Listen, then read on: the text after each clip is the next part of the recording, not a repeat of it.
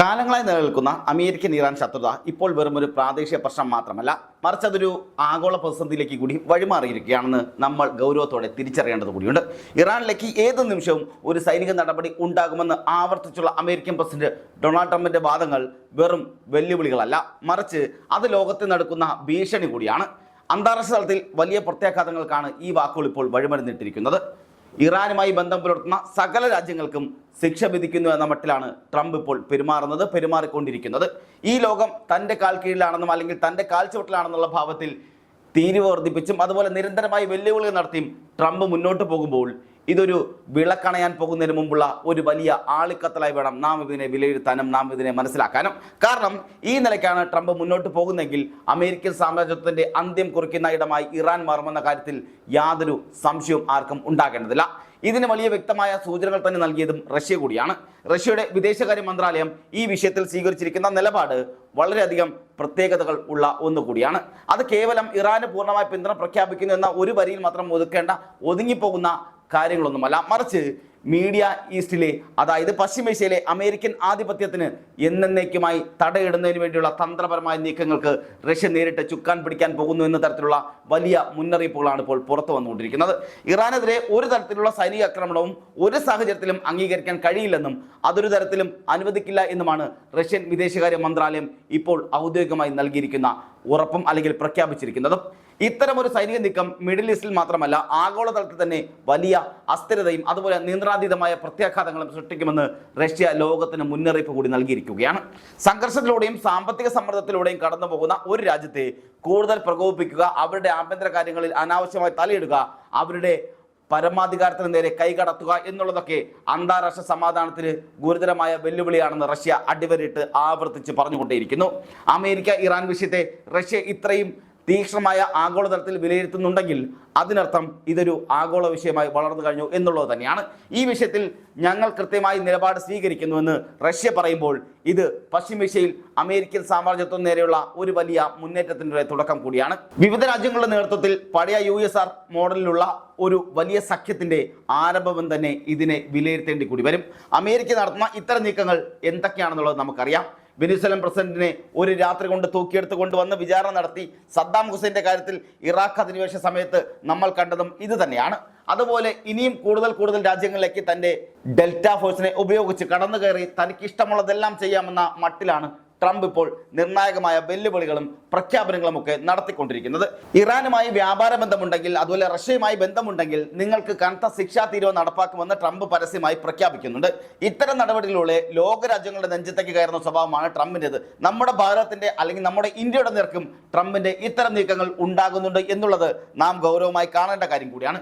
ലോകത്തെ മുഴുവൻ രാജ്യങ്ങളെയും പരമാധികാരത്തിലും വ്യാപാര നിലപാടിലും കടന്നു കയറി ഞാൻ പറയുന്നത് മാത്രമേ ഇവിടെ നടന്നാൽ മതി, അല്ലെങ്കിൽ ഞാൻ പറയുന്നത് ഇവിടെ നടക്കാവൂ എന്ന് അമേരിക്കൻ സാമ്രാജ്യത്വം ലോകം ഭരിക്കുമെന്ന് പറയുന്ന മട്ടിൽ ട്രംപിന്റെ നീക്കങ്ങൾ കൃത്യമായി താക്കീതാണ് ഇപ്പോൾ റഷ്യ നൽകിയിരിക്കുന്നത്.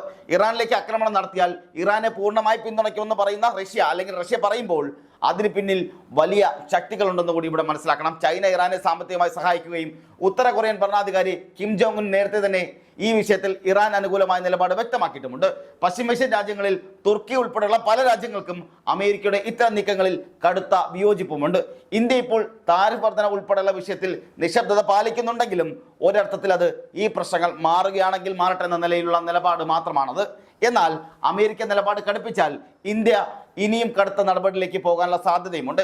അമേരിക്കയുടെ അടിയേറ്റ് വാങ്ങുന്ന അല്ലെങ്കിൽ അമേരിക്കയുടെ ധിക്കാരത്തിനും ധാർഷ്ട്യത്തിനും സാമ്രാജ്യത്വ അഹങ്കാരങ്ങൾക്കും ഇരയാകുന്ന രാജ്യങ്ങളെ ഒന്നിപ്പിച്ചു കൊണ്ടുള്ള ഒരു മുന്നേറ്റം ഉണ്ടാകുമെന്ന സൂചനയാണ് റഷ്യ ഇപ്പോൾ നൽകിക്കൊണ്ടിരിക്കുന്നത്.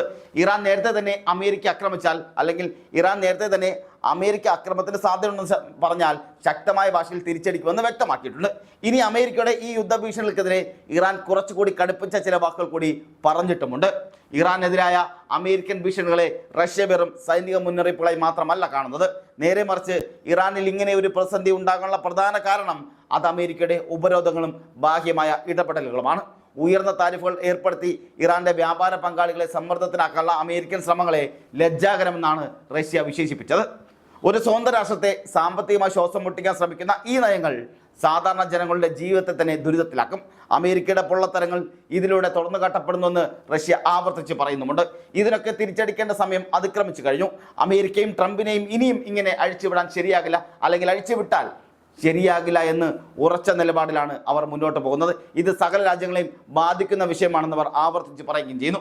സ്വാഭാവികമായും റഷ്യ ഇറാനെ പിന്തുണയ്ക്കുകയും സാമ്പത്തികമായി ചൈന അടക്കമുള്ളവർ ഒപ്പം നിൽക്കുകയും ചെയ്താൽ ഇറാനിലേക്ക് യുദ്ധം നടത്തുമെന്ന് വെറുതെ പറയണമെന്നല്ലാതെ, അല്ലെങ്കിൽ വെറുതെ പറയാമെന്നല്ലാതെ ട്രംപിന് ഒന്നും ചെയ്യാൻ കഴിയില്ല, ഒരു ചുക്കും ചെയ്യാൻ കഴിയില്ല എന്നാണ് എല്ലാവരും ആവർത്തിച്ച് പറയുന്നത്. അവിടെ ട്രംപ് ശ്വാസം മുട്ടുകയും ചെയ്യുകയും ചെയ്യും. അതായത് ട്രംപിൻ്റെ ശ്വാസം മുട്ടൽ അവിടെ ഉണ്ടാകുകയും ചെയ്യും. കാരണം ഒരു ആക്രമണം നടത്തിയാൽ പശ്ചിമേഷ്യയിൽ നിന്ന് വലിയ രീതിയിലുള്ള വ്യാപാരങ്ങളും വാണിജ്യപരവുമായ സൈനികപരമായ തിരിച്ചടികൾ ഉണ്ടാകുമെന്ന രീതി, അല്ലെങ്കിൽ അഭീതി അമേരിക്കയ്ക്ക് ഇപ്പോഴുണ്ട്. അതുകൊണ്ടാണ് പറച്ചിലുകൾക്കപ്പുറം ഒരു പ്രവൃത്തിയിലേക്ക് ട്രംപ് കടക്കാത്തത്.